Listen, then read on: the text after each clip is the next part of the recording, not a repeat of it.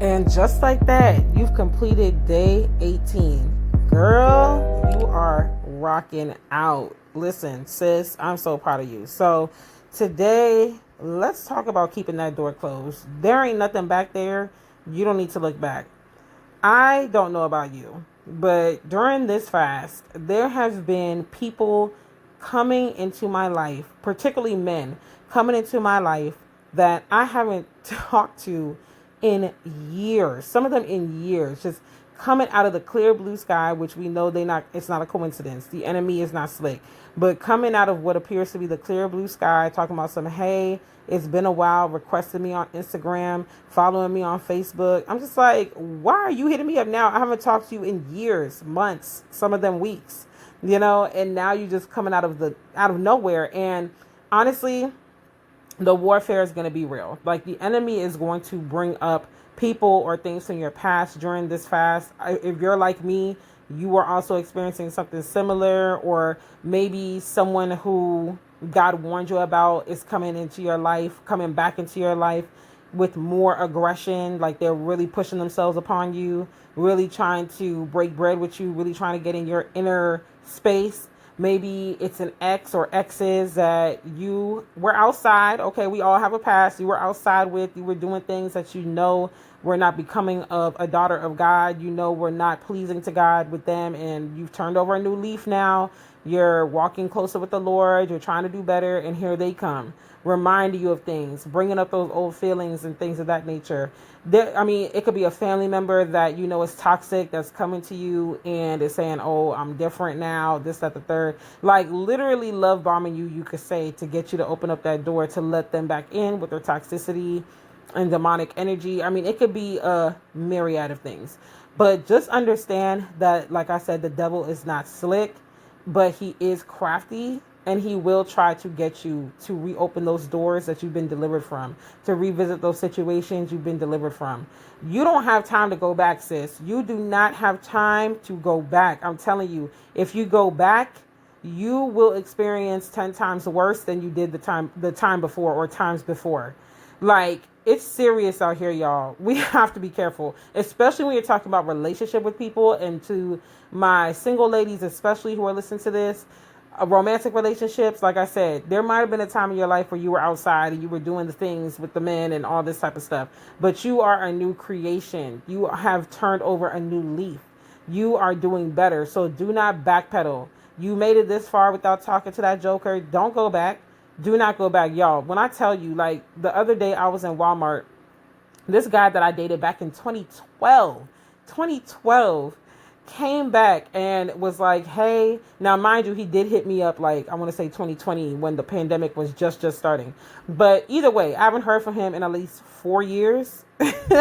Now all of a sudden he want to come back. Hey, how you doing? It's been a while. I see he requested me on Instagram. I'm like, why are you following me on Instagram? Like, why are we doing this? There's no need for us to be friends, because we didn't end on a terrible note, but just what he stands for, his morals, like the fact that he lied about some things in his life and stuff. I'm good. I'm good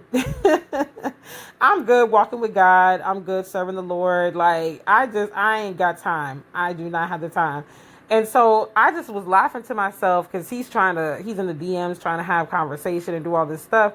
So I just said to him, hey, thanks, for reaching out. I hope you're doing well as well. God bless. And I kept it short.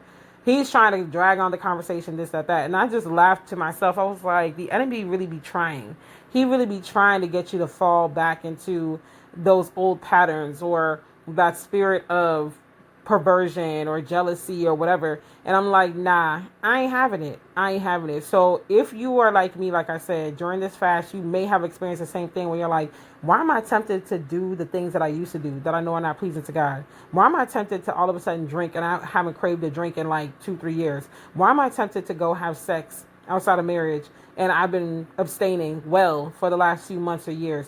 Why am I tempted to do whatever debauchery or whatever that you used to do And it's like you were fine. Like before you started fasting, you didn't even have the taste for it. It wasn't even on your mind. Now all of a sudden it's like an overwhelming, like you can't even help it almost type of feeling like I got to do this.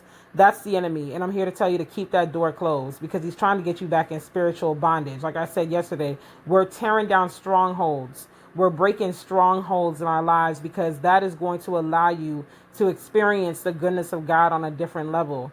You don't need to go backwards because all that's going to do is lead to the same aftermath that you experienced before when you were feeling hopeless, when you were feeling depressed, when you were feeling confused, when you were feeling jealous, when you were feeling competitive, when you were feeling all these things. Back to those soul ties. Y'all, I never used to even believe soul ties were real until I found myself being turned every which way but loose behind a soul tie.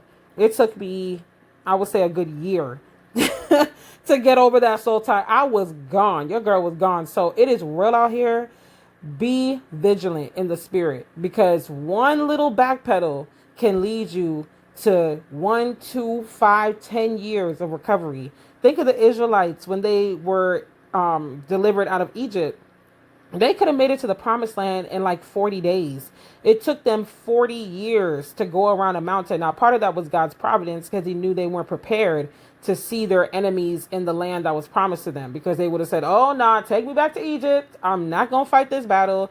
Take me back, because I knew what to expect over there. So part of that was God's protection. But another part of that was the rebellion and doing things, promising God, oh, I ain't going to do it again. I'm changed. I'm not going back, and continuously going back. And eventually God's like, listen, because Old Testament God didn't play. Eventually God's like, listen, I'm weary. I'm tired. Like, y'all keep doing the same thing over and over and over and over again. And then you crying out to me wondering, like, why am I stuck in this pattern? Do not go back. Don't be like them. Don't take 40 years to go around a mountain that could have taken you 40 days. Leave that door closed. There ain't nothing there. You done been there, done that. Leave them right where they at. You made it this far. You're good. So we ain't going backwards, sis. We are not going backwards. Keep that in mind as we go through the fast, and keep your eyes open. Stay vigilant and stay in prayer. Stay in prayer. If you're on Whitney's 31 Days of Prayer, open them audios and listen to it. Stay in prayer. Stay vigilant because the enemy is roaming around like a roaring lion, and you want to be protected. You want to be armored up. Okay, sis? So I'll talk to you tomorrow. Thank you for tuning into this week's episode of For My Sisters Rondelle podcast. Don't forget to keep the conversation going and use the hashtag #ForMySistersPod on social media so I can see you and show you some love. If there are any topics you'd like me to discuss on the podcast, be sure to email ForMySistersPodcast@gmail.com. I'll see you on the next episode. Love you. Bye.